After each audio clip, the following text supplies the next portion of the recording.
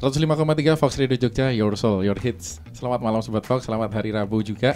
Dan malam hari ini kita ketemu lagi dan tentu saja di Let's Talk With. Malam hari ini kita akan bagi-bagi informasi banyak banget. Kita akan ngobrol-ngobrol seputaran banyak hal dan salah satunya kalau sekarang ya, kita akan ngobrolin tentang pameran seni rupa. Nah, makanya di sini kita sudah bersama dengan tamu-tamu kita. Mereka adalah tim dari Biennale Jogja 2023. Selamat datang di Fox Radio Jogja. Welcome to Fox Radio Jogja. Buat 3 orang tamu kita dari Biennale Jogja. Yang ini katanya adalah Biennale Jogja yang ke-17. Iya, betul. Betul ya, Biennale Jogja ke-17 ya. Dan malam hari ini mungkin kita akan bisa berkenalan terlebih dahulu nih Sobat Fox sama tamu-tamu kita. Yang pertama kita akan kenalan dulu sama Hello, thank you for the invitation. Okay. Yes, maybe we can introduce yourself first because Sobat Fox, we call the audience with Sobat Fox. Yeah. My name is Adele. Okay. Nama saya Adele, saya dari Romania. Dan untuk kali ini saya diajak sebagai kurator di Biennale Jogja 17. Hey, jadi ini kita ketemu nih kuratornya Biennale Jogja 17. Ini karya-karya yang masuk ke Biennale Jogja pasti melewati kurasi dan salah satunya Mbak Adele ini yang menjadi kuratornya dari Biennale 17 kali ini. Thank you Adele. Next. Hi, thank you for the invitation. Makasih. Hey, sama-sama. My name is Anka Bukur. I'm a visual artist and a writer. I come from Romania and I'm very happy to be here joining you and being part of the Biennale. Thank you. We also happy ya. Tentu saja. Dan ini kita ada satu lagi. Kita punya satu seniman dari Indonesia. Jadi ada satu seniman yang kita undang dari Rumania, Mbak Anka ya, Miss Anka ya. Dan juga ada satu lagi yang dari Indonesia. Ya, boleh halo. kenalan dulu Mbak. Terima kasih. Halo, nama saya Endang Lestari atau mungkin lebih akrabnya dipanggil Tari ya. Ya. Ya, dalam kesempatan ini saya ingin mengucapkan terima kasih karena udah diundang dan juga terlibat dalam kegiatan di pameran Biennale Jogja. Dan saya nanti mungkin lebih panjang lebarnya kita bisa bicarakan tentang karya saya. Ya. Tapi terima kasih sudah diundang.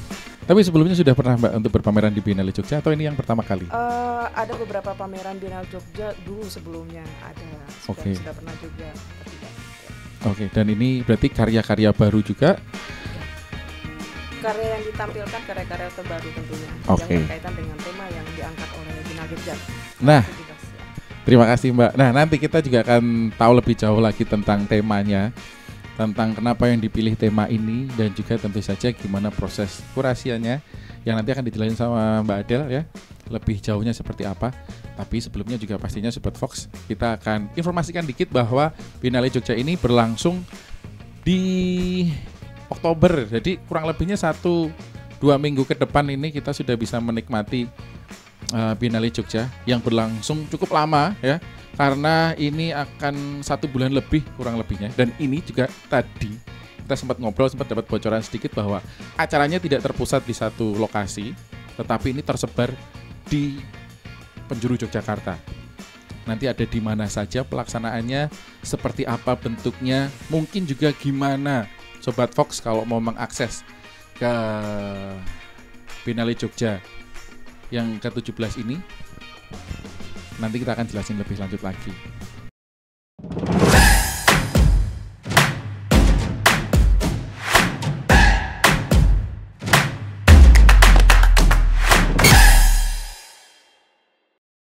Sobat Fox, sekarang kamu gak cuma bisa dengerin siaran Fox Jogja aja loh. Fox Radio bisa dinikmati secara audiovisual. Nikmati pengalaman lebih seru melalui aplikasi Fox Radio.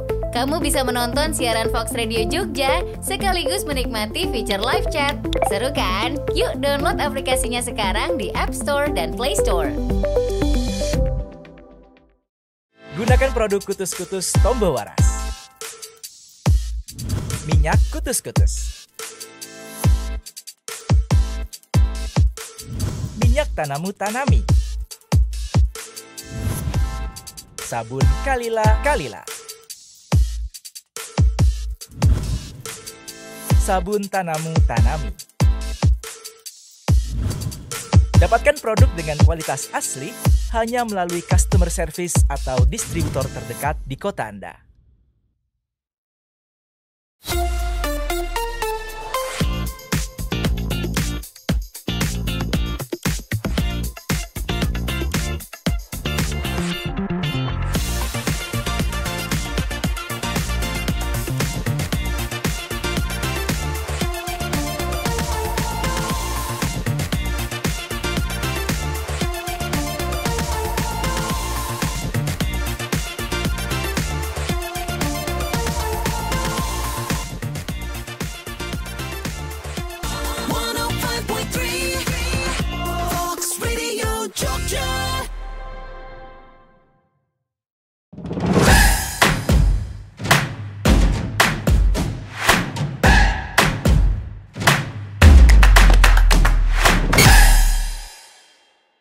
Tiga Fox Radio Jogja, your soul, your hits. Kembali lagi Sobat Fox, kita di Let's Talk with Biennale Jogja 17 yang diselenggarakan di tahun 2023 ini ya.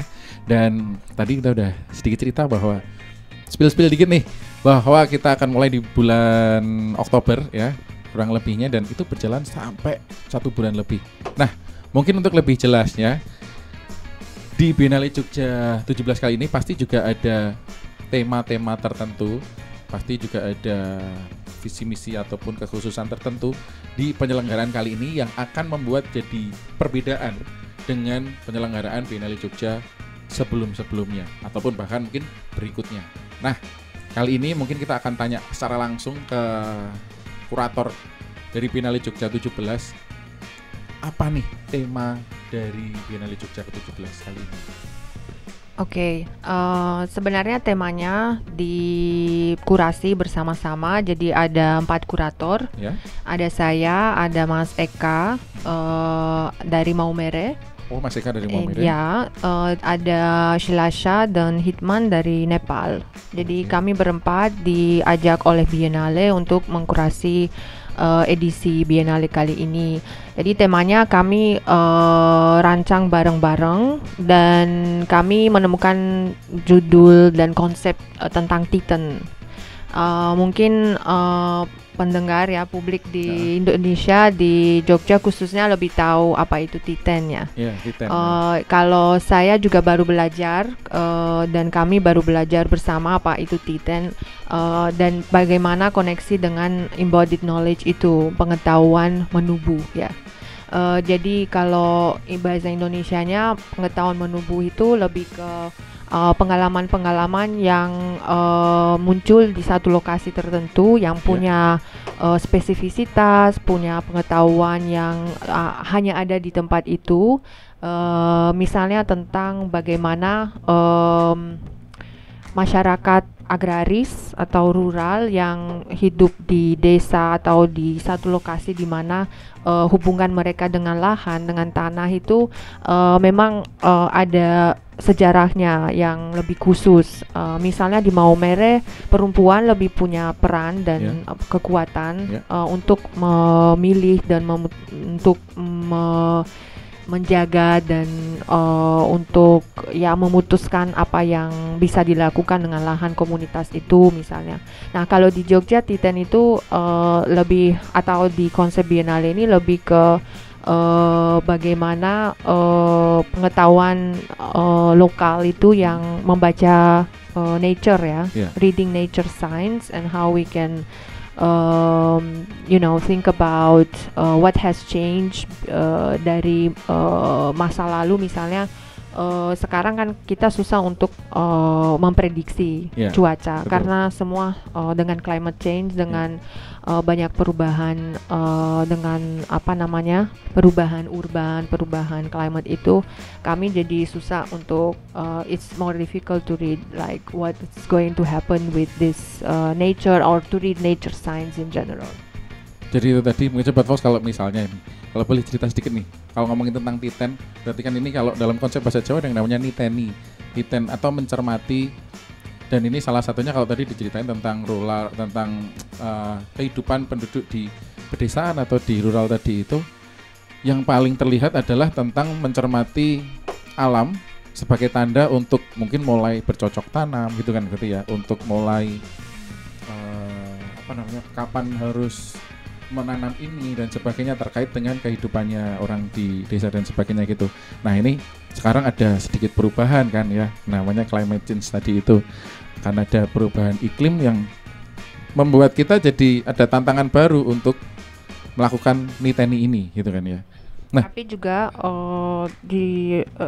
bagian rural ini didominasi oleh pengetahuan urban atau pengetahuan yang modern.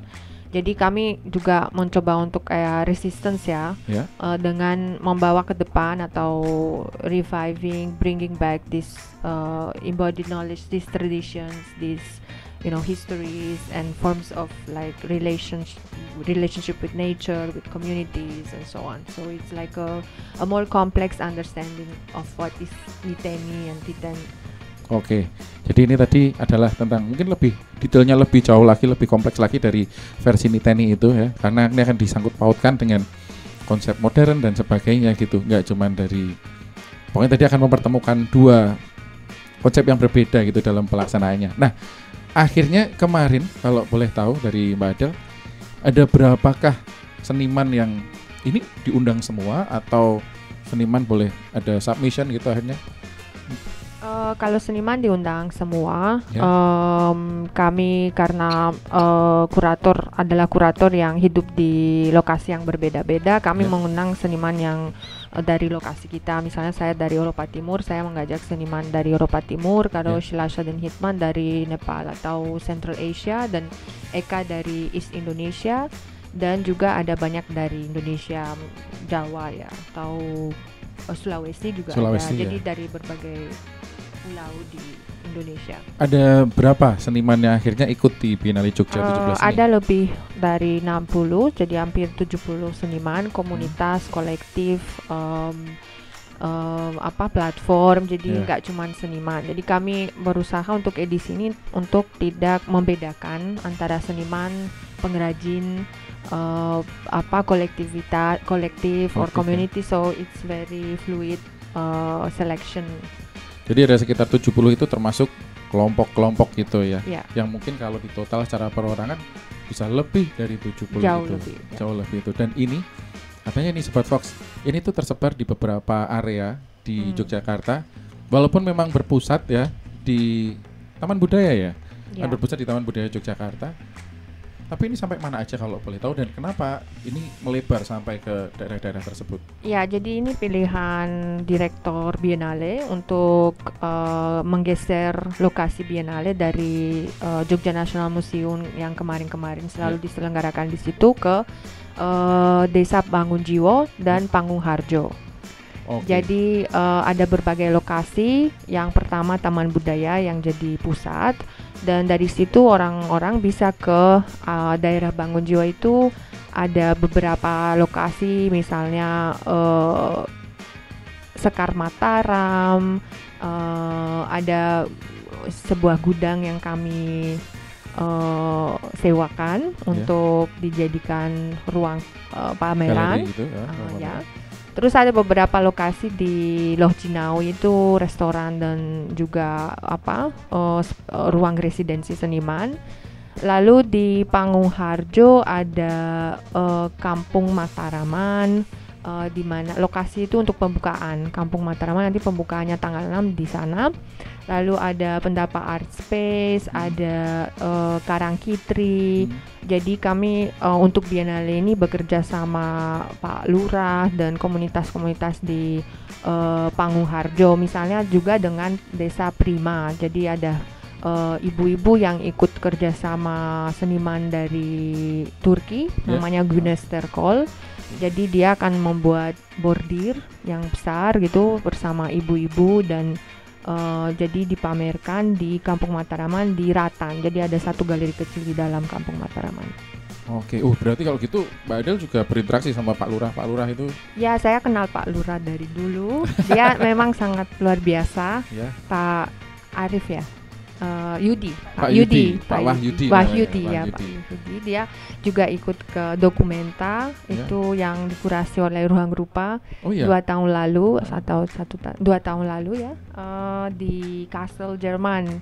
Jadi dia memang ikut ke sana dan emang program yang dia lakukan di Panggung Harjo sangat menarik. Jadi kalian barangkali lebih tahu dari pada saya. Betul. Dan ciri khasnya itu ya Pak Wahyudi dengan kopiahnya itu ya, di atas ya topinya gitu ya.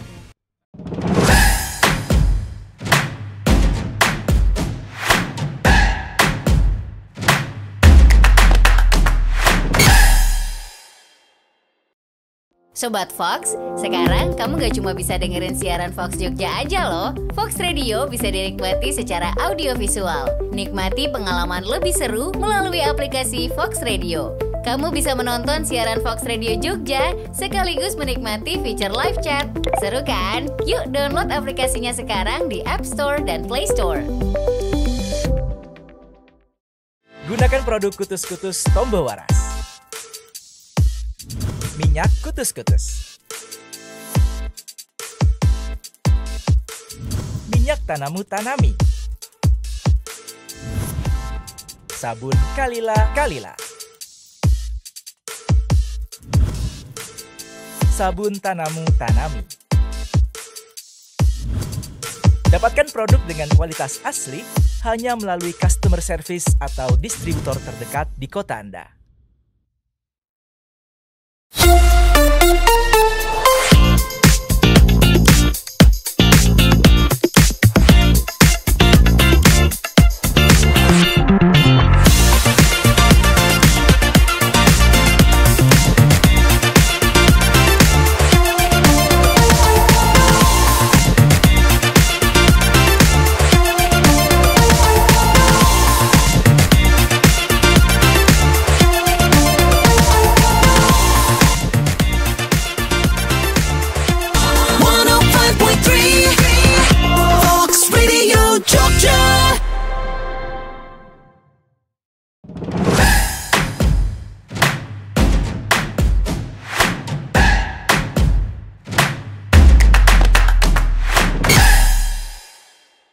Kembali lagi di Let's Talk With Biennale Jogja 17 105,3 Fox Radio Jogja, Voice of Kutus. Dan Sobat Fox, kali ini kita akan ngobrol lebih jauh lagi. Dan ini mungkin spesifik kita akan ngobrol sama senimannya, ngobrol sama artisnya dari Biennale Jogja 17. Nah, malam hari ini Sobat Fox, kita ada 2 seniman yang sudah hadir di studionya Fox Radio Jogja. Satu seniman dari Indonesia dan satunya dari Rumania. Nah, seperti apa karya-karya yang mereka bawa dan mereka persembahkan untuk Biennale Jogja 17 kali ini? Mungkin kita akan tahu, kita akan cari tahu, kita akan dengar lebih lanjutnya langsung malahan dari senimannya. Yang pertama kita punya Angka. Halo Angka. Hi again. Angka, we want to know about your work that you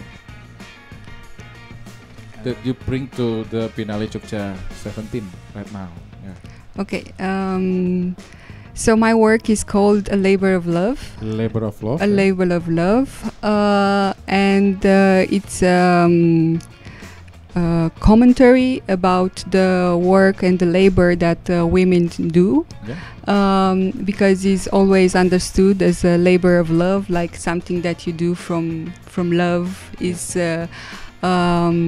especially in our societies, women that do social reproductive work are called, this labor is called a labor of love. It's something that they do from love, and it doesn't appear to the society as a labor, as a waged labor, but only as a labor they do in their domestic private homes, in their domestic private spaces. So starting from this this question, I started to research the collectivization, the process of collectivization in Romania, in communist Romania, like before the 89. And this process of collectivization is agricultural collectivization, cooperativization of agriculture, started at the end of the 40s when the communist party installed, and in the agriculture, like they made this kind of agriculture cooperatives where both women and men could work. I should maybe add a little bit about the historical context and say that before the starting of the communist socialist period in Romania, Romania was mainly agricultural state, and with the beginning of communism, the industrialization of Romania began. So basically, they built, like they urbanized, and also they thought about making a system of economic system in the villages, and they built this kind of cooperatives, where during the 60s, much of the work that was produced in the cooperatives was produced by women. So yeah, this project that I bring to the Biennale is a research on land and on the labor that is done by persons that are socialized as women. And nah, berarti ini jadi sangat menarik sekali Sobat Fox kalau misalnya Sobat Fox datang ke Biennale Jogja, karena di sini nggak cuma melihat satu karya seni saja, tetapi ini juga bisa melihat satu sejarah, satu perjalanan cerita panjang tentang bagian belahan dunia yang lain dari Indonesia, yaitu dari Rumania. Bagaimana kehidupan di Rumania itu pada waktu itu yang dipelajari atau risetkan oleh Anka, yang akhirnya dituangkan menjadi karya yang dibawa ke Biennale Jogja 17. Jadi ini sangat-sangat beragam. Memang seperti itu ya, karena tadi Adul juga cerita bahwa masing-masing kurator membawa seniman-senimannya dari masing-masing negara, dan ini pasti juga membawa kultur, membawa pengetahuannya dari negara masing-masing untuk dipamerkan di Biennale Jogja 17. Seperti itu ya? Iya, kalau dari saya, karena saya dari Loper Timur, jadi kami membuat koneksi antara, jadi framework besar Biennale itu adalah translokality dan transhistoricity. So with transhistoricity kami melihat masa lalu, history yang like connecting histories between different localities. So we have to have in mind that we are talking about peripheral localities, right? We are talking about East Europe and also Central Asia and also East Indonesia. So these are marginal and also have different ways of organizing, different histories that have been dipinggirkan oleh pengetahuan Barat. Jadi ini adalah upaya dekolonisasi untuk kami membawa pengetahuan lain. So my artists from East Europe are bringing different perspectives related to the like transhistorical and translocal connections. So for instance, we are also talking about the non-aligned movement. So the framework of this Biennale is also to revive and to relook at the spirit of Bandung. So there is a work by Jasmina Cibic from Slovenia or Anna Hofner from ex-Yugoslavia, now living in Vienna, who are bringing like feminist perspectives on the non-aligned movement that haven't been discussed so far, because it's always about the mainstream history. Jadi kami melihat perspektif-perspektif yang baru, yang dipinggirkan, yang dimarginalkan, dan kami sekarang bisa membawa suara-suara yang pernah dipinggirkan itu ke depan. Jadi dalam framework Biennale ini dengan pameran, dengan banyak kegiatan. Oke, nah ini menarik sekali kan Sobat Fox ya, tentang wawasan baru, tentang gagasan baru, ataupun juga berita yang tidak umum tidak sering kita dengarkan juga akhirnya ditampilkan di Biennale Jogja. Nah, ada satu lagi nih Sobat Fox, seniman dari Yogyakarta, dari Indonesia. Yogyakarta Mbak, boleh dibilang Jogja Mbak ya Mbak Tari? Indonesia ya. Indonesia tepatnya. lebih banyak Indonesia Iya, ya. Karena kita saya mewakili beberapa daerah juga. Oh betul, oke.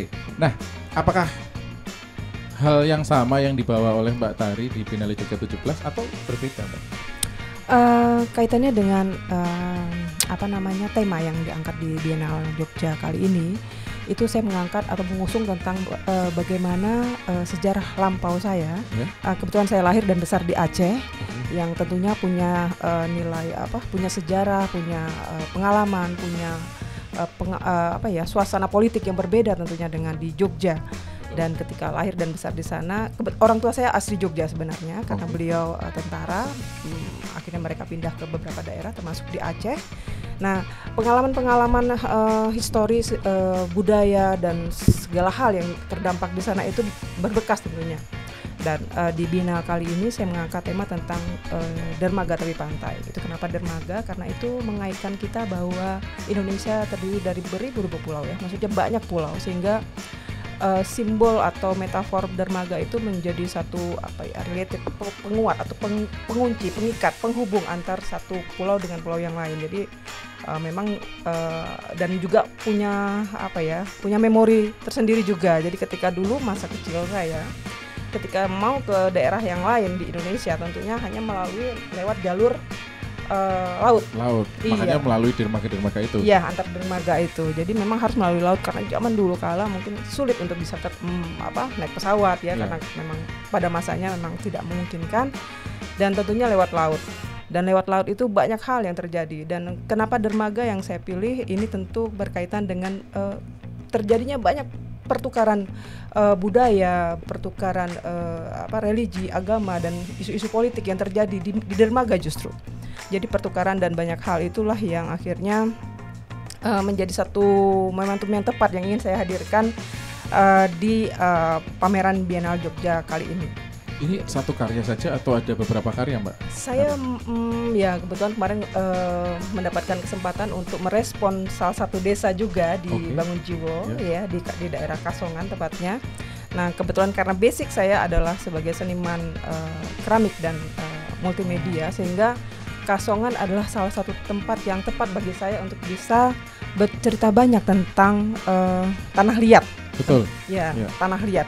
Nah, konsep tanah liat ini sendiri akhirnya saya angkat dalam karya saya yang kedua, di mana saya melibatkan masyarakat di situ untuk bagaimana merespon tanah itu bukan hanya sebagai objek membuat keramik, tapi bagaimana dia bisa juga menjadi subjek, sesuatu yang mempunyai fungsi yang besar gitu.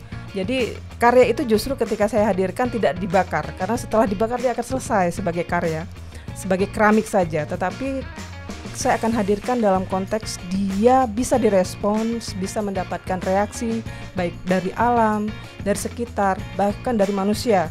Jadi ketika banyak audiens datang mungkin akan melihat pameran itu, mereka bisa merespon karya itu secara langsung. Dan nantinya ketika itu sudah penuh area itu dengan karya-karya, mungkin kita bisa membakarnya bersama. Jadi reaksi dan respon dari masyarakat sekitar itu tentunya akan beragam ya. Justru keragaman itu yang akan kita tangkap gitu. Maksudnya bagaimana mereka menghargai tanah liat itu bukan hanya sebatas sebagai benda atau media untuk membuat keramik di masyarakat Kasongan, tapi bagaimana media atau tanah liat itu punya cerita.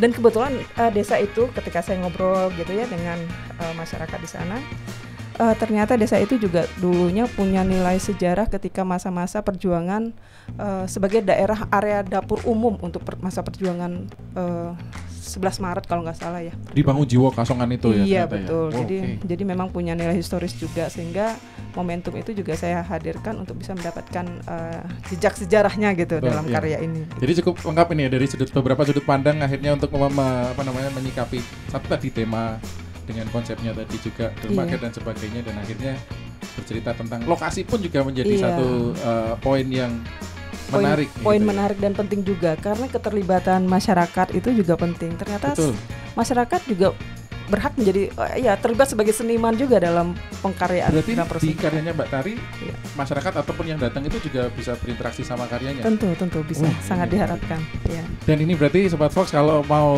besok ketika Biennale Jogja 17 mau lihat karyanya dari Mbak Tari, bisa datang yang di Bangun Jiwa berarti Pak ya? Betul, itu ya? Tepatnya di Joning Art Space. Joning Art Space. Iya, betul. Nah, Sobat Fox, mungkin kita akan ngobrol lebih lanjut lagi, lebih jauh lagi mungkin tentang beberapa titiknya nanti yang memang harus kita datangin di perjalanannya Biennale Jogja.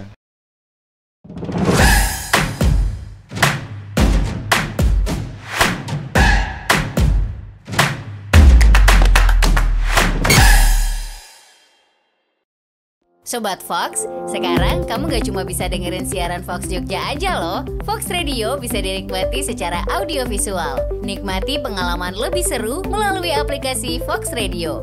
Kamu bisa menonton siaran Fox Radio Jogja sekaligus menikmati fitur live chat. Seru kan? Yuk download aplikasinya sekarang di App Store dan Play Store. Gunakan produk Kutus-Kutus Tombo Waras. Minyak Kutus-Kutus. Minyak Tanamu Tanami. Sabun Kalila.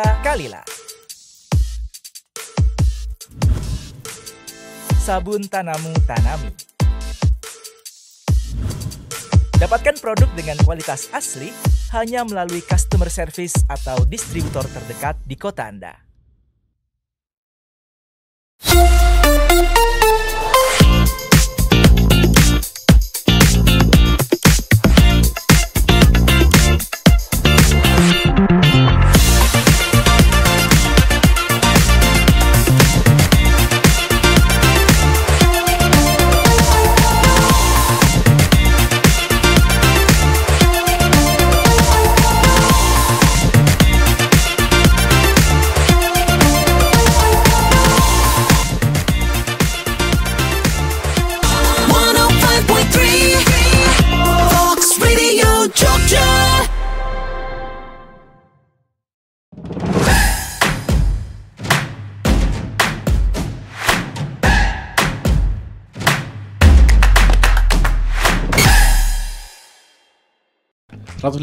Fox Radio Jogja, Your Soul, Your Hits.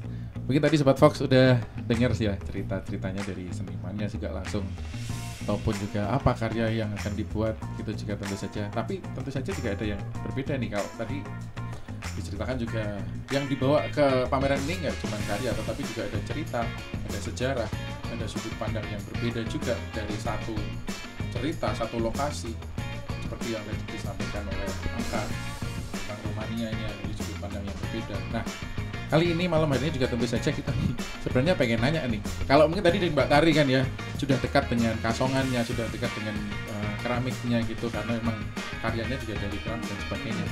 Lalu kalau sebenarnya Angka, what you doing in Jogja for Biennale Jogja? So trying to connect with the work I bring to Biennale Jogja, that as I said, is called the Labor of Love, and deals with the social reproduction work that women do, and is also situated in a Marxist feminist approach. And I'm trying here to meet with feminist organization, or with types of collectives that are basically formed by women, that work into agriculture. Yeah. So I'm trying to find connections. Actually, this is my work here in Georgia. I'm trying to find connections between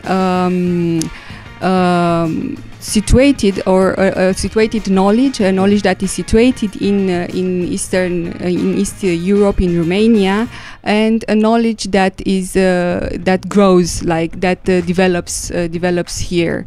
and to make connections and to find similar ways of thinking, of dealing with nature, with agriculture.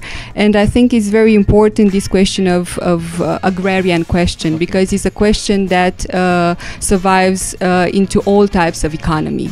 Is the question of the land. It's a question that survives in all types of economy, in all types of geopolitical context, and this is because land is the main resource for social reproduction, and it's also a place. I think it's also a place of emancipation, of freedom, and it also can be a place of emancipation for women. So this is what I'm trying to connect and to connect the dots between Eastern, like Romania, East Europe, and local here in Indonesia. Okay. Did you find some difficulties when you meet or? Besides like the barrier, like of the language, like well, I've been here for not so long, and I think that there's a kind of openness from both parts, and I think this facilitates connection, and it's a sort of curiosity, from my part, and also from the other part. So I think that the worlds are not so different. So I think the worlds are not so different. Okay, thank you. Now Adele, maybe kita mungkin bisa bercerita mungkin apa yang akan kita tampilkan, kita hadirkan di Biennale Jogja ini. Jadi karyanya sangat beragam, ada banyak venue, banyak off space yang bisa dikunjungi.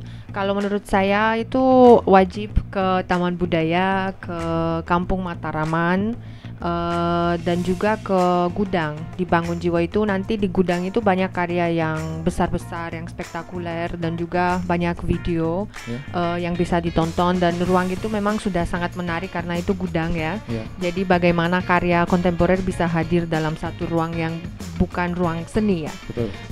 Lalu ada juga Sekar Mataram. Di sana ada instalasi yang besar sekali dari seniman senior yang namanya Anusapati dari Jogja. Lalu di Bangun Jiwa di dekat Lojinawi juga ada instalasi besar yang dibuat oleh seniman Rumania namanya Dan Vesentan. Dia itu bikin instalasi dari keranjang.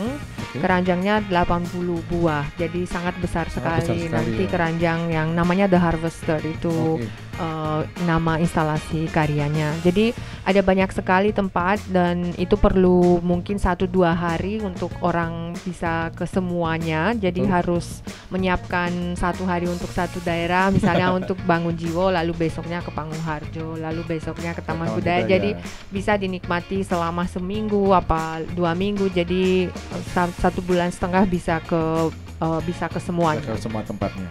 Oke, mungkin Mbak Tari ada yang terakhir mau disampaikan juga. Iya, karena tadi sudah disampaikan Adele, tentunya banyak tempat-tempat yang istimewa yang memang harus kita datangin ya. Sebagai seniman tentunya saya berpesan kepada teman-teman Sobat Fox, silakan datang di acara Biennale Jogja dari tanggal 6 Oktober sampai dengan 25 November ya. Betul, ya. Di tahun ini tentunya. Oke, jadi Sobat Fox ya. Datang aja tanggal 6 Oktober ini pembukaannya. Penutupannya sampai dengan tanggal 25 November. Jadi cukup panjang waktunya kalau tadi diceritain sama Adele. Nggak cukup kalau cuma sehari. Betul. Memang butuh beberapa hari untuk datang ke tempat-tempatnya, venue-venue-nya dari Biennale Jogja 17 ini. Jadi terima kasih sekali lagi Adele, thank you very much. Terima kasih. Terima kasih Mbak Tari. Kita akan langsung ketemu sama mereka bertiga ini besok di pembukaannya Biennale Jogja 17, Sobat Fox. Oke Sobat Fox, ini aja untuk Let's Talk kita malam hari ini bersama dengan Biennale Jogja 17, dan tetap dengerin 105,3 Fox Radio Jogja, Voice of Kutus-Kutus.